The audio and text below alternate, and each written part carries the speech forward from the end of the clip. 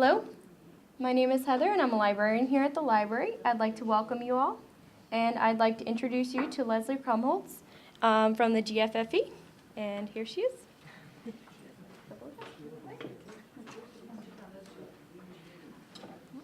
Welcome, everybody. I'm so glad to see such a great turnout tonight. I just wanted to do a brief introduction about the GFFE. We've been partnering with the library during the school year to bring programs to you that are about education. And the GFFE is really committed to fostering innovation and excellence in learning in all students in Guilford. And we've been around for about 7 years, all volunteer. And we do it two ways, basically by providing grants to students and teachers and nonprofits in town for innovative ideas that would be funded outside of the town or agency budget. And the other thing we do is we try to create excitement around education. I don't know how many of you have been to our adult spelling bee that we've had over the last few years, last 7 years, I guess. But we do programs like this as well because learning really happens at all ages and all levels. And this is just a nice opportunity. We do a lot of work with the schools, and so it's a great partnership that we put together between the library and the schools. So without further ado, I want to introduce Dr. Ann Keene, who's our, I don't know what your official title is now. Well, it's associate, but I don't know what that is. Associate Superintendent of Schools, and she's going to share her knowledge and expertise about the Common Core. So thank you. Thank you. So I really do want to welcome everybody, and hopefully this is going to be interactive. We'll have a chance for you to experience the Common Core a little bit and learn a little bit more about it, and time to ask and answer, hopefully answer your questions, or at least find answers for you. So before we get started, if we just take a moment to introduce yourselves to the people at your table, because you're going to be having some conversation with them throughout. So just tell them who you are and where you're from.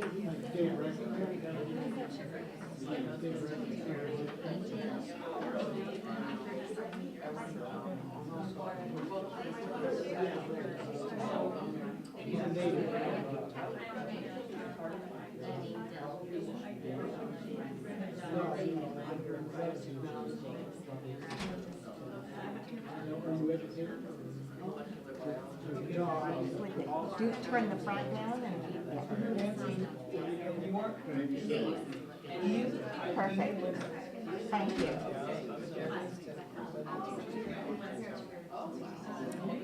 Okay, so I've got to stay close, I guess.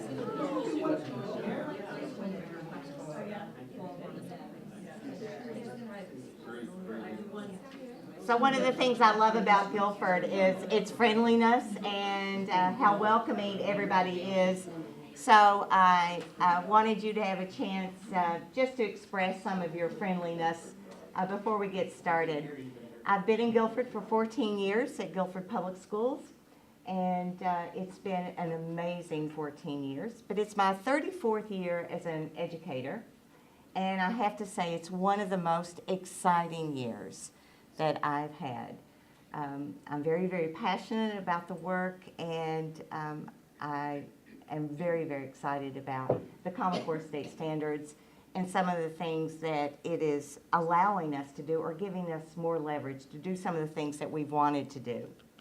So we're going to start with a little video, and as I want you to watch, it's just a little 3-minute thing, but as you watch it, think about what you found interesting and what you might have more questions about. And this is just a brief overview of why the Common Core state standards.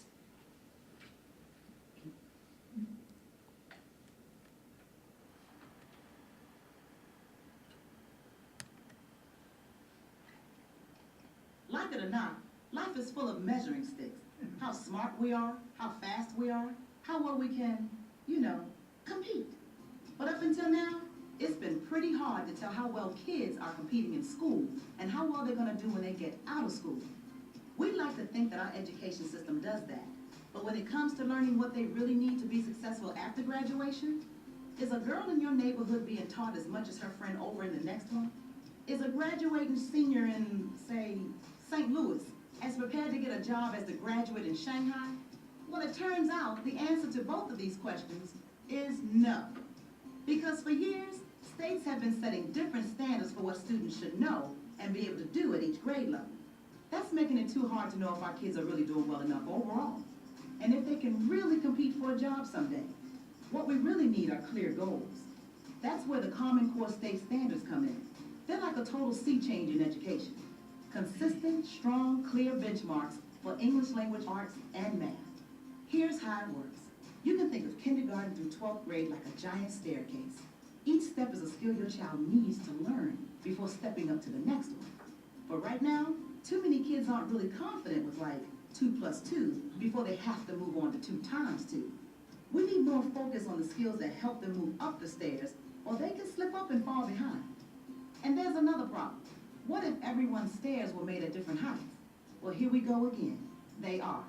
So, a boy in Seattle who's rocking an A in English literature could be getting a C on his Chicago friend's staircase. Oops. We need to create consistent steps in education too. So first, each standard creates a landing on the staircase, a stop along the way as your child heads toward high school graduation. Each stop is a chance for every parent and teacher to focus on the skills their students are supposed to know at that step, no matter the zip code, language, or race. And more importantly, each standard makes sure all students are learning what they need to know to get to graduation and beyond. Because something like counting to 100 leads to understanding dollars and cents, which eventually leads to understanding how to manage a budget. Secondly, the standards are consistent from school to school, and they match up against international standards too. Now we know how we're doing compared to just about everyone. So even though local communities will still design their own curriculum, with the same rules, everybody can compete on the same kind of staircase. But standards aren't learning. That's why we need teachers, parents, and students to help make that happen. By working together to help kids meet these standards. The world's getting more and more competitive every day. But now, when our kids get to the top of their staircase, they can have way more options on where their life goes from there. Clear goals, confident, well-prepared students. That's the Common Core state standard.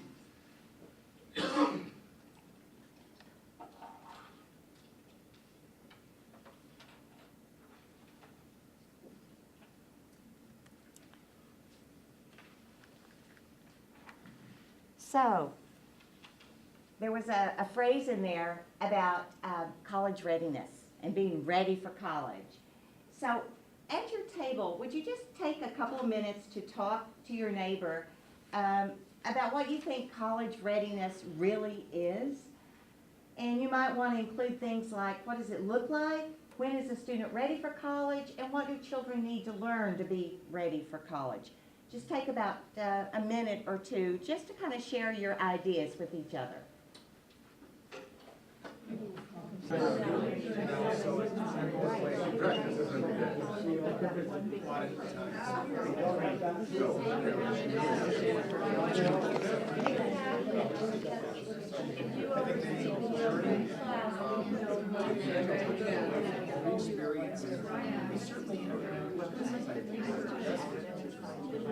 Okay, I've heard a lot of good ideas from you. Things about being socially ready, being academically ready, being emotionally ready, to be independent, to set goals, to have some things that we call, stick-to-itiveness, perseverance. Many of you probably know students who went to college and then decided to take a break and started over again because they really weren't quite ready. And it might not have had anything to do with academics, but it might have had a lot to do with that sense of self-worth, that sense of perseverance, and just wanting to do that. So how do we assure that our students are college ready, and what does it mean? The new standards really focus on college readiness and what it's going to take for success in college and the workforce, if that is what children choose to do, especially academically. And there is a little cheat sheet on your table, it's blue, that has kind of the some of the ideas about being college ready. that you can use. There should be a packet of materials for everybody, and they're all different colors, but that is really about college readiness. And the Common Core State Standards really were developed for a lot of reasons, but one of the main reasons was this. For every 100 ninth graders in the United States, now this is not in Guilford, but it is in the United States, and certainly some of the reasoning or the rationale around it are probably things that are children that are in our community or in our surrounding communities. But for every 100 ninth graders in the U.S., 65 of those graduate from high school. 37 of those enter college. 24 are still enrolled by their sophomore year. And 12 graduate with a degree in 6 years.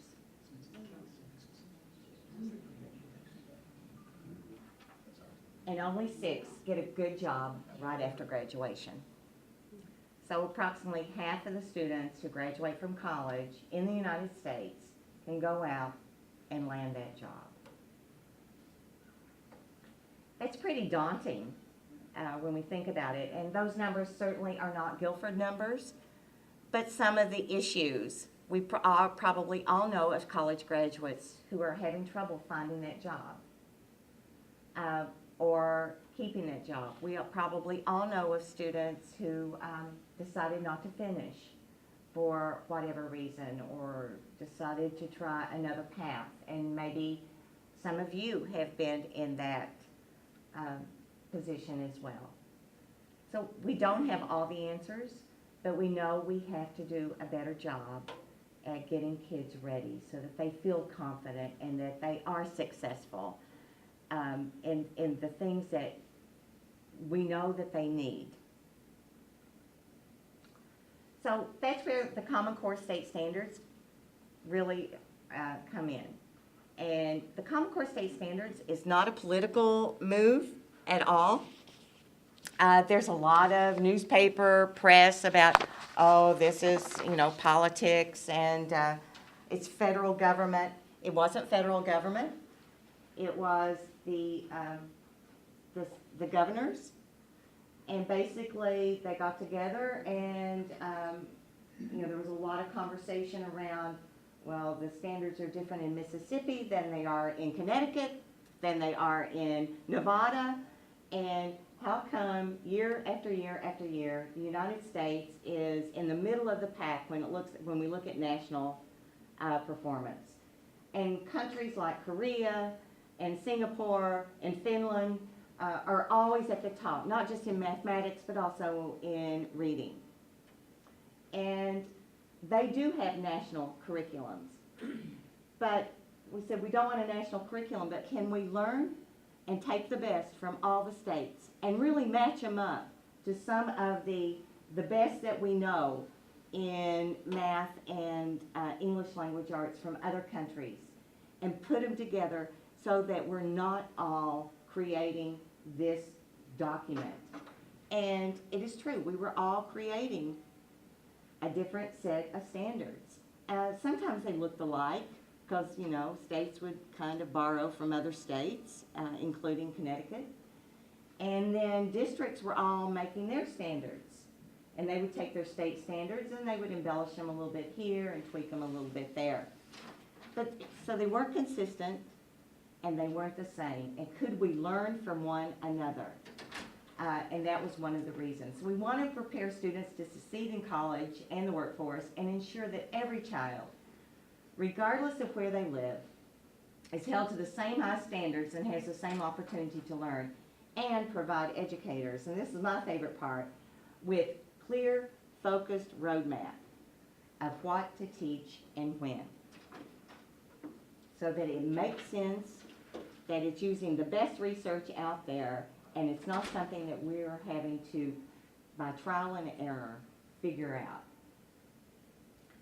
Currently, 46 states have adopted the Common Core State Standards, and the District of Columbia and the U.S. Virgin Islands and Samoa and some of the other territories. Guilford began its work in the 2011-2012 school year. The standards were actually adopted by the State Board of Education in 2010. But direction, they still weren't sure exactly what they were going to look like for schools. And so we started receiving more direction this summer of 2011. So we started building awareness for teachers.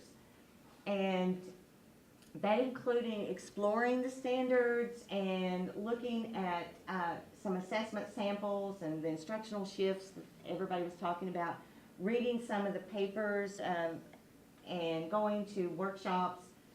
But really it was just an awareness building year because it is big. This year has been what we call our set year, and when we have been really looking at curricula and trying out some of the instructional shifts as well as developing some units around the Common Core. And next year, our plan is to implement to the extent that we can.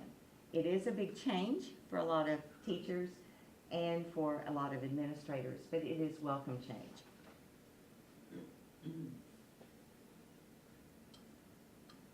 This encompasses grade 1 through 12? Kindergarten through 12. Yes. And there are some pre-K standards that are being built upon those as well. And then other subjects, not just math and language arts, are really taking some of that work and making sure that their national standards or their professional standards are can help support the Common Core state standards. The World Language Organization, the Next Generation Science Standards were just released about a month ago, and they haven't been adopted yet by Connecticut, but we expect adoption very, very soon. And so some of the arts, their national organization is also really looking at these, not because they're the Common Core state standards, but because it's just good teaching and learning. So how are they different? In English language arts and literacy, and when we say literacy, we're also talking about literacy in science and in social studies and the technical subjects. There are three major shifts. One is to build knowledge through careful reading of content-rich nonfiction. That's a shift. The majority of reading, especially in elementary schools, has been fiction for years and years and years. But we know that children really like nonfiction, and they need nonfiction in order to grow their understanding about how the world works, about nature, about things that really interest them. So they're reading things like newspapers and magazine articles and biographies and primary sources in history. But it's really careful reading and making sure that it's very rich nonfiction. And then we discuss reading and write using evidence.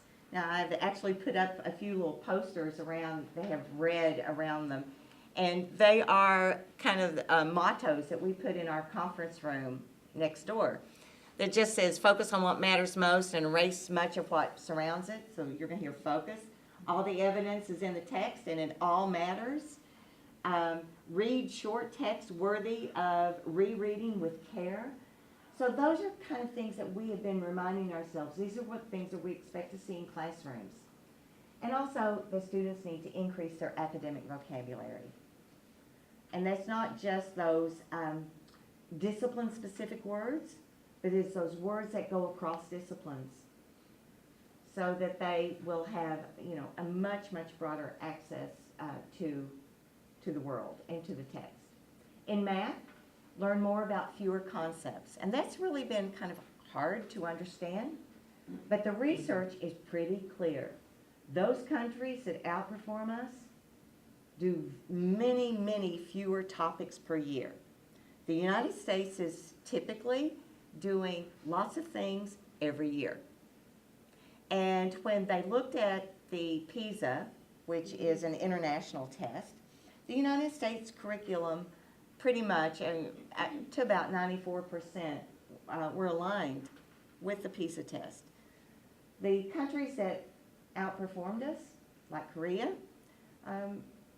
is in the 40%. Their curriculum was only about a 40% match. But they learned those topics so well, and they were so strong and so deep that they could outperform us. And it wasn't just that it was a shallow understanding, it was a very, very deep understanding. There's a bigger focus on skills and fluency, and when we say fluency, we're talking about efficiency and flexibility as well as accuracy and speed.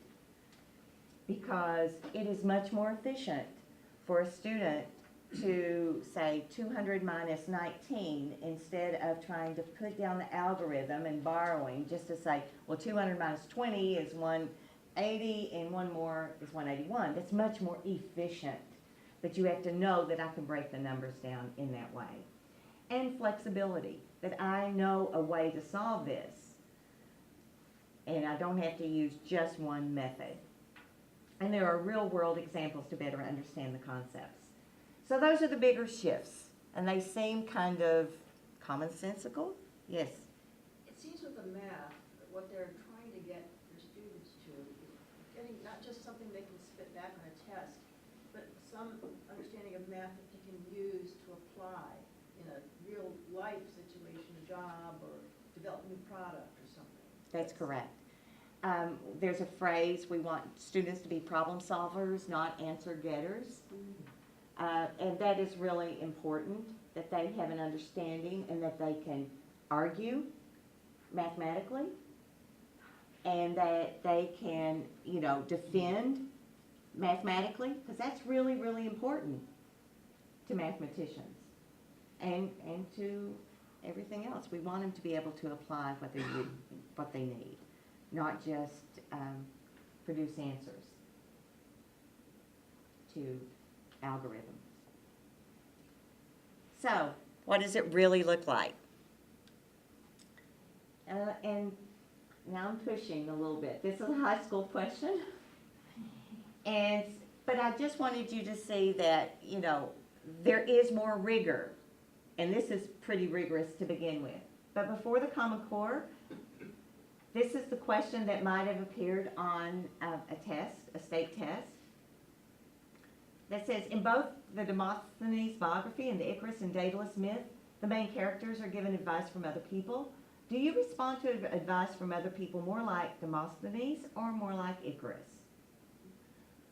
Write an essay in which you explain who you are more like when it comes to taking advice and why. Use details from both articles to support your answer. Now that's pretty rigorous. They have to really think that through. Tell whether you're more like Demosthenes or Icarus. Explain why you respond to advice similar. Use details from both passages in response. The Common Core looks a little bit different. Same question, but twisted a little bit more rigorously by saying in both the Demosthenes biography and the Icarus and Daedalus myth, the main characters exhibit determination in pursuit of their goals. Did determination help both main characters reach their goals, or did it lead them to tragedy? Write an argument for whether you believe determination helped or hurt the two main characters. In your response, be sure to do the following. Describe how determination affected the outcome in Demosthenes. Describe how determination affected the outcome in Icarus and Daedalus. Explain the similarities or differences that exist in the ways determination played into the outcome of both texts, and use details from both passages in your response.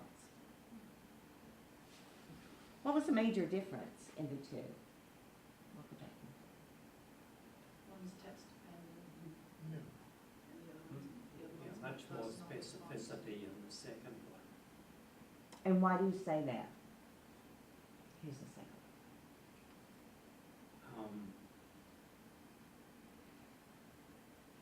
I think because it sort of sets students on certain directions that they want them to answer rather than just wavering around.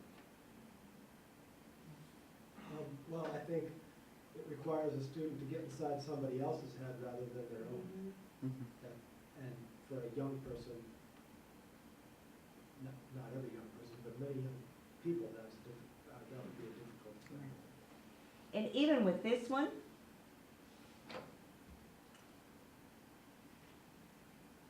even though it says use details from both passages, you probably don't really have to know the passage that well.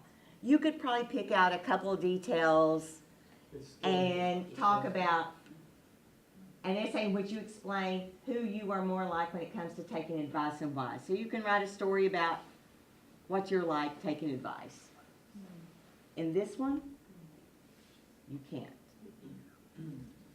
Yeah, they're asking you Yeah. to build, not only just to write about something, but to build an argument and also compare and contrast. But it's going beyond compare and contrast, which is common in some of the professional tests you have to take. But you actually have to use details and develop your thoughts on it and support them. So it's Right, really- you it's have to have very high reasons, you level. have to have probably facts, just even to support your reasons. Yeah. So you have to be able to be convincingly argumentative about something. And isn't that what we have to do in the real world? We have to write argument or opinion when we're writing because, you know, we're trying to get a message across and we want to be convincing and we want to be accurate. So that is very, very rigorous and, as the gentleman said, much more sophisticated. So that just kind of gives you a simple comparison side by side. And here's one that's 7th grade. And it is actually on your table. So what I'd like for you to do is the green sheet. And this is actually the Connecticut Mastery Test question. And this is the same, testing the very same thing, how to figure volume, for a Common Core State Standards assessment. I'd like for you individually just to look over the task and just make some notes in the margins. What do students have to know and be able to do this kind of item? And what do they have to know and be able to do this kind of item? Remember, it's measuring the same topic.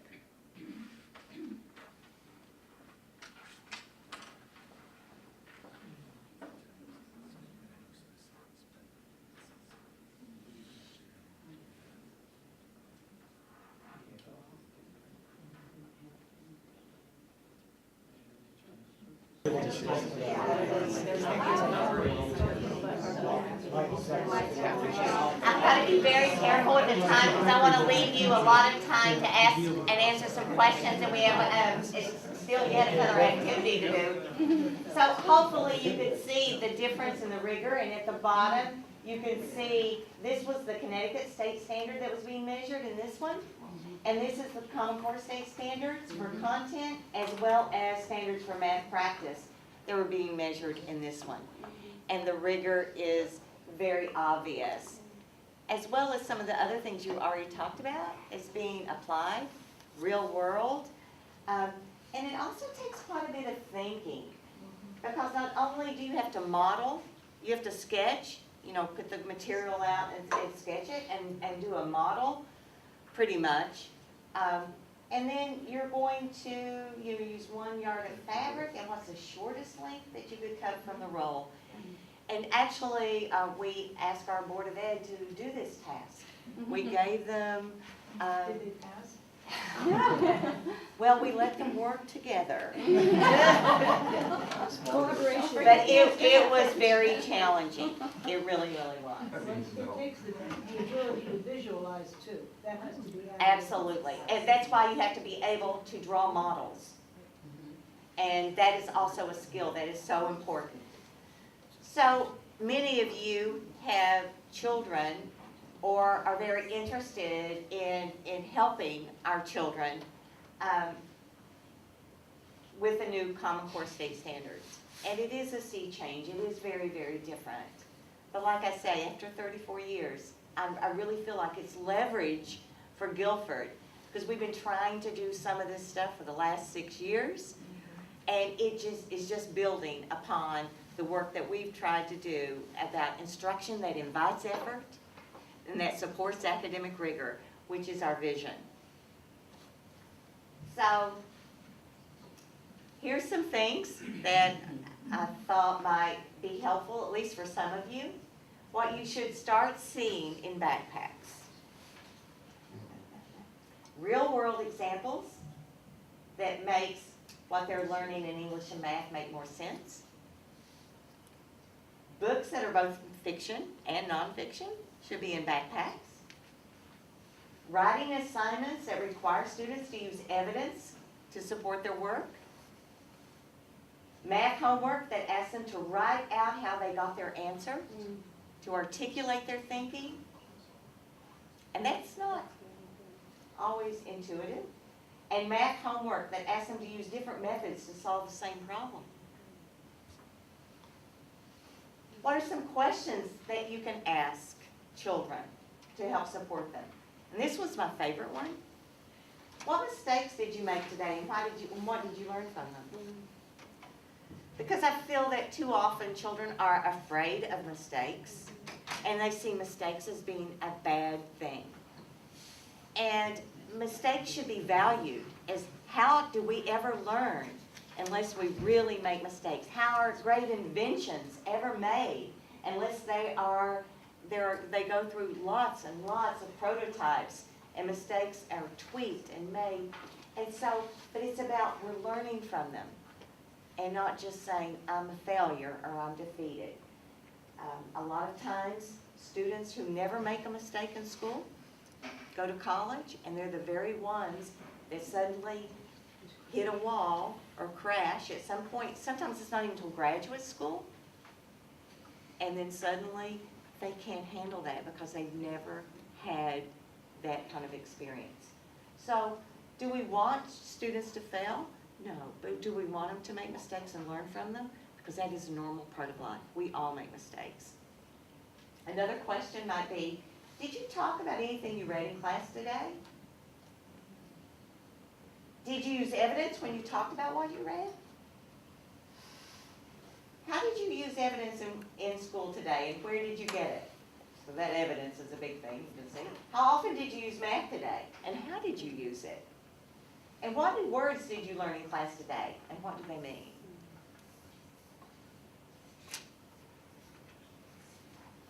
Now I know many kids, when you say, what'd you do today? Nothing. What'd you learn? Nothing.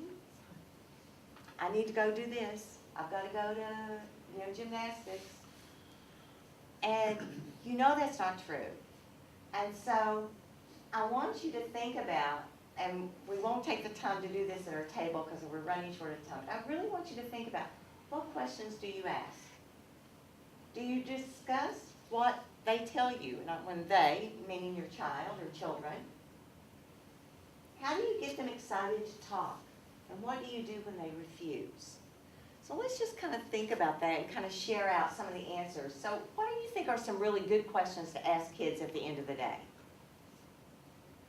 Other than, what did you do today? Nothing, is the answer. So what do you think? What was the most interesting thing you heard or read today? Okay, that's a way to at least get them to name something. Oh, it's very similar. What was the best part of today in school? Okay, that even takes it almost a little bit further, that they're having to do a value judgment. And then you could follow up with something, well, why was that the best? Right. What was the worst? What was the most challenging thing today? What do you do when you hit a challenge? What resources? Who do you ask for help? So, continuing the discussion beyond the first answer, instead of saying, oh, that's awesome, I've got to go fix dinner, kind of thing. How do you get them excited to talk? What are some of your ideas there? I would say play a little game with them and maybe ask, did you learn any new words today? And then the parent tries to guess in which class was that or what was the topic. Or even, how many new words did you learn today? Let's see how many you can write down. You know? See if you can stump me. Give them a challenge. Give them the challenge. See, that's the whole idea about it becomes part of that conversation. So they're solidifying this. Any other ideas about getting them excited to talk about school? We do it where we have to share 4 things, and the children, so we go around the table. Yep. And so there isn't an option to not talk. It's your turn, and you answer the 4 questions. Right. And there's a clear expectation. So I'm thinking all day, oh, I've got to have my 4 things. You know. And so that's a great idea. But it's about, can we get them to invite effort? And so some of the things that happened, or that could potentially happen. Oh, my friends and I, we're working on this project in science about, you know, gases. And then you say, oh, you know, I just read an article a couple weeks ago, you know, let's look that up. Or then suddenly you're building their own background knowledge and becoming excited and a part of their life. And when they refuse to talk, you know, those are some of the ways, you know, going back to getting excited about it. Or what were you going to say about refusing? I would imagine part of this too is what they do would depend on the age of the child. Because when they're Absolutely. younger, they're all like, parents are great, but when they start to get into adolescence, they're beginning to separate and prefer not. You really have to engage them in a different, more adult fashion. Absolutely. Absolutely. Even to say, what's the most challenging thing you're working on right now? It's pretty adult. And say, well, what do you do? You know. And, you know, have you tried this kind of thing? Or can you show me some of your work? What are you the most proud of? That goes a long way. So just a closer look at the mathematics shifts, and there's a focus, build skills across grades, develop speed, flexibility, and accuracy, really know it and really do it. That application piece, use it in the real world, think efficiently and solve problems. We've talked about those, but those are so big. And with reading and language arts, read as much nonfiction as fiction, learn about the world by reading, read more challenging material closely, discuss reading using evidence, write nonfiction using evidence, and increase academic vocabulary. So I have about 3 minutes. And so I want you to look at the yellow sheet of paper. There is a passage here.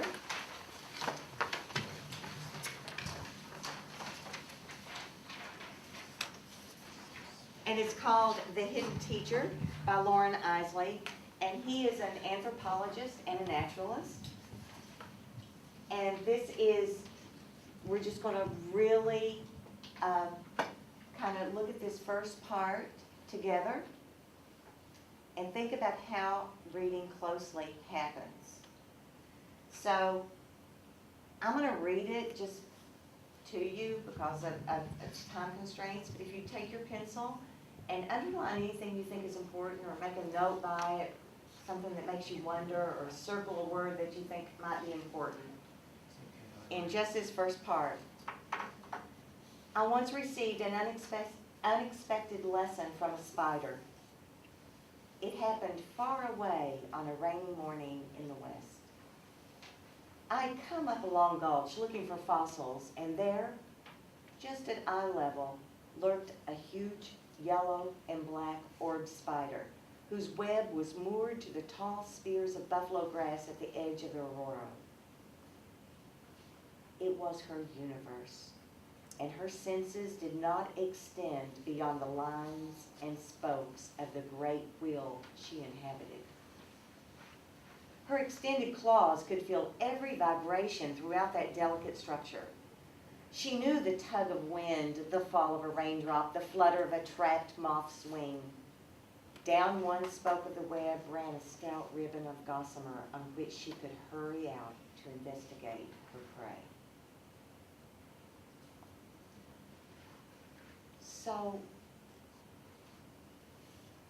think about some of those things that you think might be important. You haven't even read the whole piece, but just in that first part, you're kind of getting a sense, a lesson, the hidden teacher.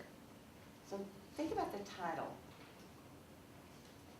Talk at your table and share some of the things that you marked in that passage, or things you were thinking about.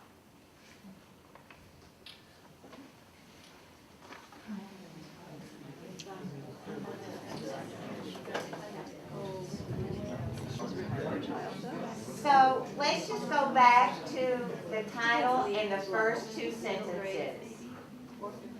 The hidden teacher. I once received an unexpected lesson from a spider. It happened far away on a rainy morning in the west. What do you know from those two sentences? What are some of the details that you already know just in those two sentences? I learned something you didn't know before. Okay. And how do you know that? Well, if you read the paragraph, you know that because the world from the spider's perspective, it's not from the human perspective. Okay, but even in that, looking at just that first sentence, what words? Unexpected. Okay, there's a lesson in here, an unexpected lesson. It wasn't asked for, it wasn't researched, it happened. And then look at the next sentence. It happened far away on a rainy morning in the west. So what do you think that sentence is about, or how does that add meaning to the opening? What are you thinking? My first impression was that this was a visitor to that place, that wasn't where they were from. It was not his home turf. Okay. Did anybody have any other ideas? But later on, as you read into it, you realize that, yeah, you really are a visitor because you've never considered the spider's world to this degree, I guess, is how I... Well, I was thinking that it's saying that observation is our teacher no matter where we go. That every moment of every day, no matter where and when, is filled with things that we can learn from. And far away in a rainy morning in the west, this is setting the stage for the writing, far away from wherever the reader is currently interacting with the piece. It's somewhere far away from where you are. Here's this lesson that you're about to get. I'm telling you that it's a fantasy. Say more about that. In other words, it's not a reality. It's the writer sees something and all of a sudden opens up an entire fantasy that isn't really there. It's almost like personification. Once upon a time, a long time ago in the West. You kind of get this idea of this tale, this fairy tale that's going to be. So, but it's about careful reading, and you've got to reread it and really think about it over and over again. This is a beautiful passage. It's from a journal. It is nonfiction. It is about a real life account. Yes. I think if you were having future scientists in your classroom and you're reading this, what you're starting to do is to have them start getting outside their minds and saying, the writer is talking about, I'm in this universe, but I'm intruding on this other creature's universe, and basically, he learned a lesson, but he's also giving a lesson to the reader that you need to look at spiders from their world and not your world. Yeah, along the same line, I would say come from a different country, different nationality. I'd say globalization. Look from the other side, other perspective. I think this is a metaphor for vulnerability, that people living in a limited universe can't react to things outside of the norm and are very vulnerable and can go extinct very quickly. That's interesting. And I'm telling you, if we kept going on, we would be talking much beyond our universe, because this is about two universes.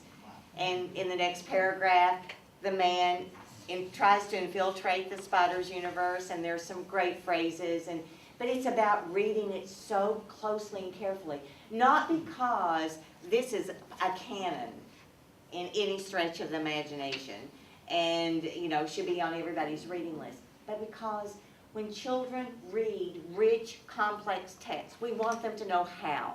We want them to know how to pay attention to the openings and to the words and to the vocabulary. And I bet, you know, a lot of kids wouldn't know Aurora, but I bet they could figure it out as long as they could talk it through. They know it's going to be in the West. They know there's a, you know, there's a lot of stuff around that word that would grow their knowledge about it. So that's what close reading is about. It's not really so much about this particular journal entry, but it's also about really figuring out how writers compose and compose well. And you use very rich text, and you've got to mine it, and I mean mine it. It might take 2 or 3 days to do these 2 paragraphs well. But it also then gets kids to say how they can write like that. And we want them to be able to write that way as well. My time is almost up, and I want to give you a chance to answer some questions. I'm putting this PowerPoint on our website. All of these links are a whole lot more resources around lessons for the Common Core. These are parent handbooks around what grade level expectations are for the Common Core. These are actually sample assessment items that kids can go on right now and play with from Smarter Balanced, which will be the test collaborative that is developing the test that Connecticut is going to be taking with those really hard items. This is the Council of Greater City Schools. They have a lot of parent resources there. The State Department of Education. These are the standards themselves. You can go in and read them all. And at our Guilford website, we also have a link to the Common Core State Standards and some more resources from parents. So with that, I want you to think about what strategies that we discussed today that you might want to use with your children, and what other information might be helpful for you, and what other questions that you have for me. So we have about 7 minutes, and open them up. I don't have all the answers, but I've been working on this for a couple of years, so hopefully I'll have a few of them for you. I'd just like to know a little more about how the math and science progression from Adams up into the high school is going to go with this. Well, with the Common Core State Standards, it's very clear what the expectations are. Now, you're talking about courses, and the Common Core State Standards really doesn't talk so much about courses, but it talks about grade level expectations through the 8th grade. Then it talks about course level expectations for algebra, algebra 2, geometry, and then, so, because those are the required pieces. But as far, I can't tell you what the progression is going to be like in the courses, because that's a scheduling issue. Right now we have students taking advanced classes at Adams. We intend to probably still do that, because there are some students who really, really excel in mathematics, because math is just like reading or any other subject. There are spurts and leveling off places. So when you're in the spurt, you want to, keep pushing the spurt, but we want to know that there could be a leveling off place too. It's just like reading. Sometimes we just shoot right up, or think about, our weight or our height. Sometimes we grow a lot and then we slow down for a while and then we take another growth spurt, or we did when we were younger. And the same thing is true for mathematics, but we want to be very careful and look at those kids' needs. Our plan right now is this: the Common Core State Standards in the 7th and 8th grade are very, very rigorous. And in fact, the high school teachers have looked at them and said, wow, a lot of the stuff that they're now going to be doing in 8th grade are things that we are already doing in high school. So one of the things that we're thinking about is that for those advanced students in the 7th grade, they may be doing the 7th grade Common Core State Standards and a good chunk of the 8th grade State Standards. And then when they're in the 8th grade, they're going to finish the 8th grade standards and Algebra 1. And in other words, they're taking 3 years of some pretty heavy-duty rigor and trying to do them in 2. But we expect them to be able to do that because they're the high flyers anyway. And so we expect them to be able to do more, to be able to do the algebra and as well as that proportion and analytical reasoning that's in the 8th grade standards. But look at the standards themselves. That's what we're thinking right now, but we will continue to monitor and adjust to see what works for kids. How does this relate to what the whole state's doing? I mean, you're talking about what Guilford is doing in terms of implementation, but could you talk a bit about the other towns in the state, and are they being required to do the same thing on the same time frame? What happens to CMPs and the testing that's been driving a lot? Okay, so that's a really, really good question. I can't tell you specifically about other districts because I can tell you that, and I told the leadership team when we first started this, this all came about the time that I was also being superintendent. And so when I said, we're behind. I can tell you right now, we're behind. And I really felt that way. So I hit it hard as soon as possible, and we've been working very, very hard. We have a Common Core State Standards team that meets monthly to find out what's new, what's latest, what's greatest. Because remember, with all the states doing this, we can share. I know Connecticut has done several workshops. They have training. They have a new chief academic officer because they reorganized the State Department with the new commissioner. And that's one of her tasks. But we aren't waiting for Connecticut, for the state. We're moving ahead, and we're really getting a lot of resources. One of the things you asked about math, we introduced a revised math curriculum to our Board of Education last night. And it is the most, I think, the most educative curriculum, and that's the only way I can explain it, because it gives a whole lot of background knowledge and information for the teachers in every single unit. Because we know that they have to know very, very clearly what the expectation is for students.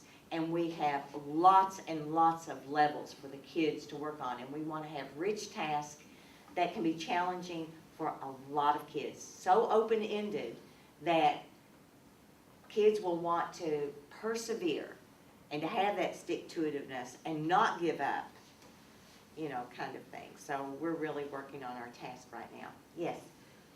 There's always an issue where there are kids who are more capable in a particular area and kids who take longer, whatever you want to call it. With this much greater challenge, that spectrum is going to be a lot farther from end to end, well, most likely.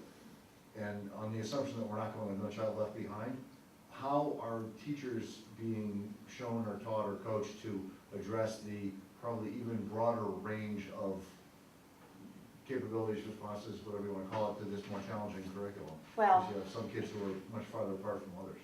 And we're having those conversations every day, especially when we think of students who have special needs or students who are English language learners. And we're really looking at all the research around and the advice from, other states around this. But yes, we can think it's going to be broader, but because these tasks are very engaging and they're not Mickey Mouse tasks, and we're asking kids to work together just like we're having you work together, and you were saying, ooh, that's a good point, I never thought of that, ooh.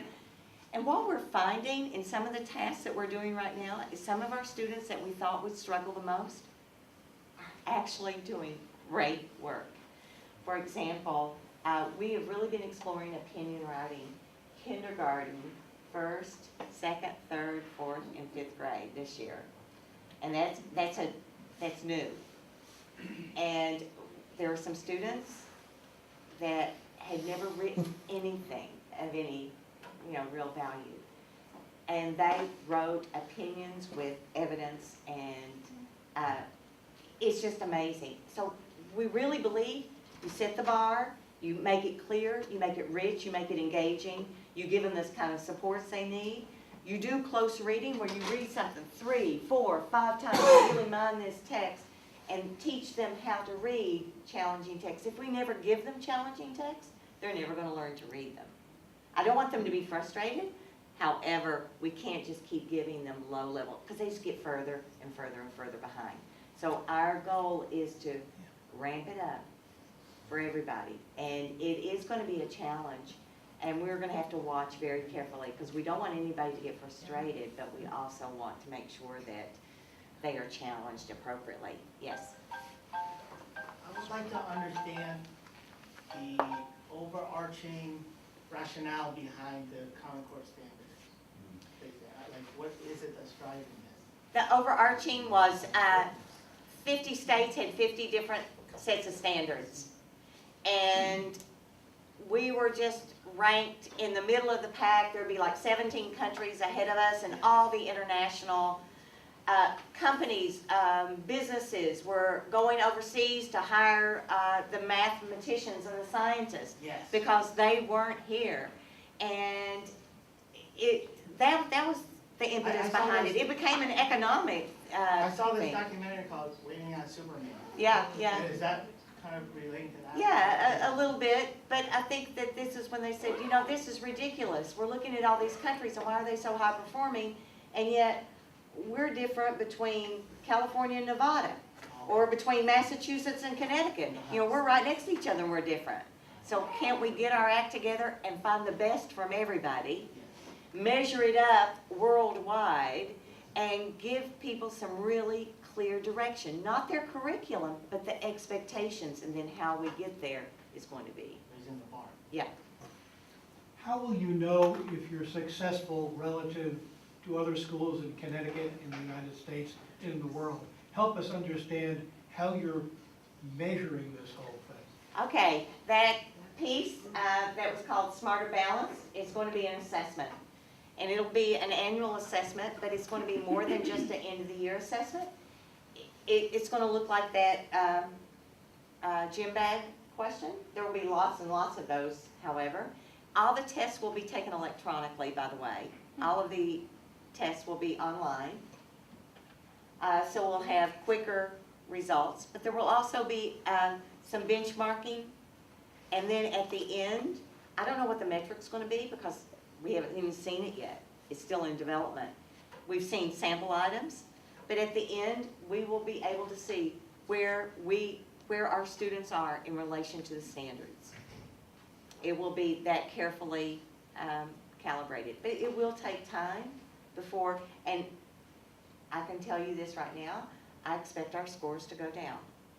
If they're going to go down because this is going to be new, it's going to be different, it's going to be more challenging, but I know that our children will rise to the occasion. You know, but I just don't want people to think, well, this school district's, you know, going to the dogs, because we're not. We're working really, really hard to meet the challenge. Yes? I actually have a question that relates back to the gentleman's question across the room, having to do with curriculum, because I think you can't say that we have conceptual ideas of how we want to proceed and not have it tie into the curriculum. So there have to be some pretty solid connections of how it's being carried through from, Absolutely. you know, all the middle schools and through high school. So how is that being addressed, and what is the plan for math and science in particular? Okay, the math, like I said, the math curriculum was presented last night. We've been working on it for an entire year. Presented to The Board of Ed. Was that in the public? Yes. So is that going to be? It's online right now. You can go online to draft. And it hasn't been adopted yet. It was just presented. But we've spent a year with teachers from every grade level, with our math specialists, looking at the research, going to, and looking at what other states have done to really hone in on the math curriculum. Once that is approved, that's the process. The Board of Ed's responsibility is to adopt the curriculum. Once they adopt it, then we start training teachers, rolling it out, you know, talking about the resources to support it. But this is like the, you know, each expectation, and this is how we're going to teach it. What's the name of the curriculum, Dr. King? It's Guilford Public Schools, math curriculum. We have a You curriculum. developed it yourself? Yes. The district developed it Yes. yourself, not based, it's not, what about in the textbook, there's not gonna be a particular series of Well, textbooks, or? Textbooks are never curriculum. Textbooks are resources to support curriculum. Okay. So we do the curriculum first, and then we look for resources So you- that we you might need to support You them. haven't chosen that? Yeah. Is math also addressed, and sciences also addressed? No. in that? The next generation science standards that I mentioned earlier, it's not part of the Common Core, but they do include things like argumentation and writing with evidence. They do include a lot more close reading, a lot more reading about science, because scientists do a whole lot of reading. It's not just all hands-on stuff. They do a whole lot of writing, report writing. But once the state adopts the next generation science standards, then we will align ours with that. Our process is in Guilford is that when we are obligated to look at the state standards, and then we also look at national standards, we look at research, we look at what other districts are doing, and we try to take the best of all of those things. So I imagine as soon as the next generation science standards are adopted, we will be aligning our science curriculum as well. Am I hearing that the state is allowing high-performing school districts like Guilford to change how it approaches testing, for instance, and not doing some of the more standardized, spit out the answers in the test, because that takes up a lot of energy, and replacing it with something that's more dynamic? All schools in Connecticut will be part of Smarter Balance. In the past, there was this thing called No Child Left Behind, and it required schools and districts that were in trouble to be tested more, to be checked more frequently, okay? And so schools like New Haven and Waterbury and Hartford and Bridgeport, they were really, really testing a lot. We never had to do that, okay? So if there won't be any more testing, we think it'll be better testing, it'll be online testing. We are actually participating in a practice test at the end of May, and to see how our kids do by going strictly online and doing some of these items. We've tried a little bit. The state has put out a practice test too, and 3 of our schools participated. I hate to end this conversation, but I know we're past our time, and I want to be respectful of the library, and I want to thank you. But please feel free to call me, email me. My link is on the website. I'll put the presentation on the website, and I really thank you for your questions. They were awesome. Thank you.